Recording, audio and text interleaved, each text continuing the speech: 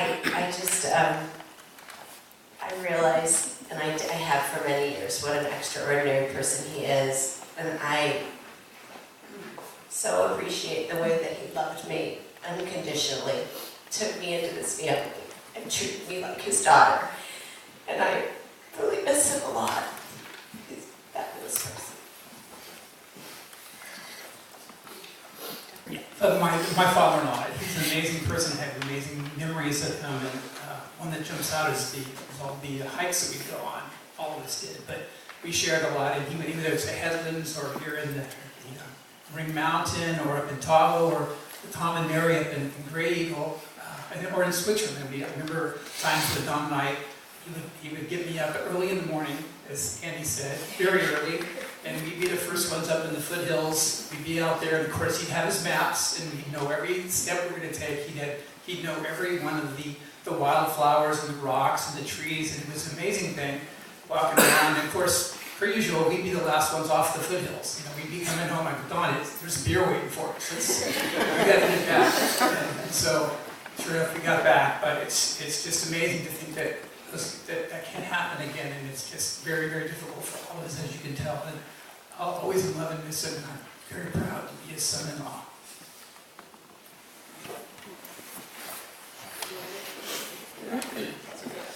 Okay, thanks again for coming, everybody. There are not many people who can work side by side with their father for 25 years.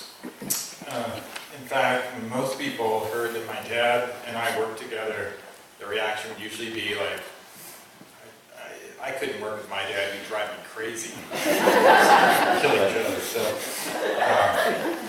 but this wasn't the case for me. Yes, we had our ups and downs, but there was always a mutual respect that formed a special, unique relationship that really went beyond father-son. My dad was the hardest working person that I'll ever know in my lifetime. But what really stands out to me was his willingness to always be there for me, giving of his time unconditionally. Really, whether it was playing catch when I was younger or working on a college project together, he would be there, and he would always make himself available. The building of our house was our final project together. Even at age 80 years old, he would come over 6 or 7 days a week, and he would be climbing ladders, he would be digging ditches, whatever it took to get the job done. He was a doer, and my family and I will forever be grateful for the home he helped create, and I miss seeing him every day.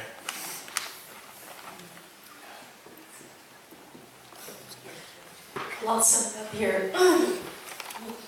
Talk a little earlier than this later time. But I did have to write this down because I knew it'd be really difficult to get through, so excuse me. Dad was a wonderful father. He taught by example, and Kurt and I were the beneficiaries, for sure. We learned early on in life that if you wanted something done, do it yourself, be practical. I want to thank my dad for many things. I'm sorry, I can barely see because of my eyes.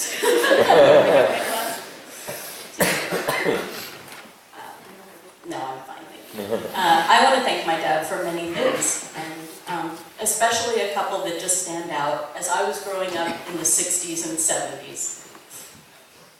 Dad, thank you for designing and building a loft in our house so that Kurt and I could have a really cool hideaway fort.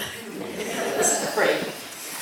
Thank you for singing songs from the 1940s on long rides in the car so that we would know and remember all of the words, mostly Louis Prima songs. And many of them I taught my own kids, so. I want to thank you for building a really cool go-kart, which all the kids in the neighborhood loved, as you can imagine. Kurt and I became popular all of a sudden. Thank you for constructing a stage each year so that Mom and I could perform tap dances on the 4th of July. And then he turned around and he sat down and he watched all the shows, year after year. Thank you for showing me how to change the oil in my car and making me believe that it was essential to owning a car. Thank you for teaching Kurt and me to drive a tractor,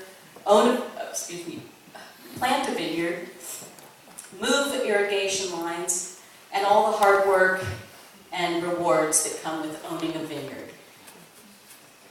And finally, thank you for telling me that studying mathematics as a college major would give me opportunities. You were right. Mostly thank you for your love and support throughout all the years for all of us and from all of us. Thank you, Dad.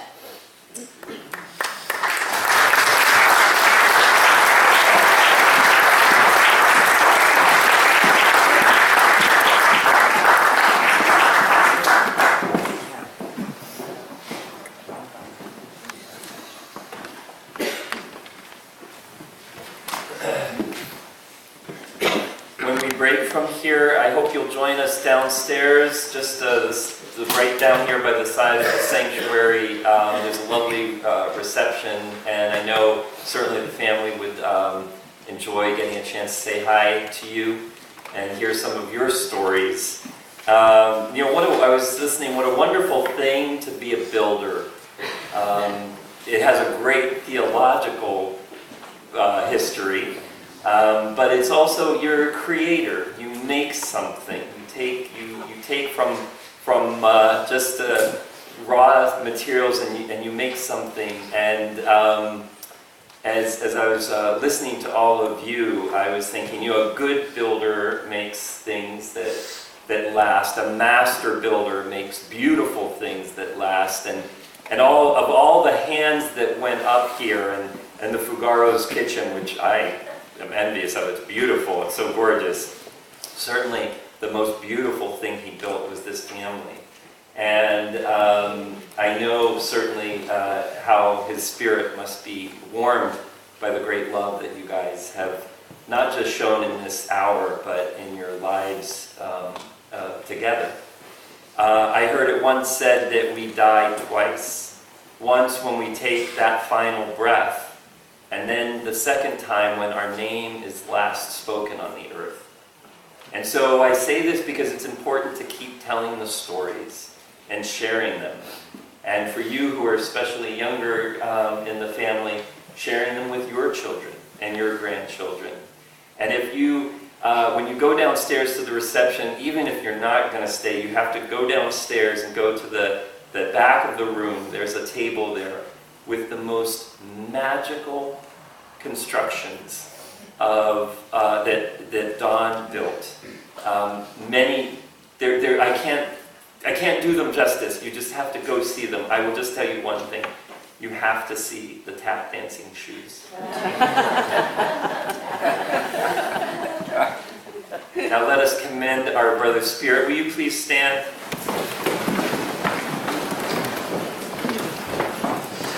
Into your hands, O merciful God, we commend your steadfast and faithful servant, Don Yeling, husband, father, grandfather, Opa, uncle, brother, our friend. Acknowledge, we humbly pray, a sheep of your own field, a lamb of your own flock, a good man of your own redeeming. Receive him into the arms of your mercy, into the blessed rest of everlasting peace, and into the glorious company of the saints in light. May God in endless mercy bring the whole church, all the earth, the living and the departed, to a joyful resurrection and the fulfillment of the eternal kingdom. And may Don live on in our hearts, as our hearts live on in you, and may we comfort each other with the everlasting love and the peace that surpasses all understanding. Amen. Amen. Life is short, we always say here, and we haven't much time to gladden the hearts of those who journey the way with us. So be swift to love and make haste to be kind. And remember always that the love of God and the grace of our brother Christ and the sustaining breath of the Holy Spirit is with you now and forevermore. Wherever you go, may you go as the Yalings go, in peace. Amen.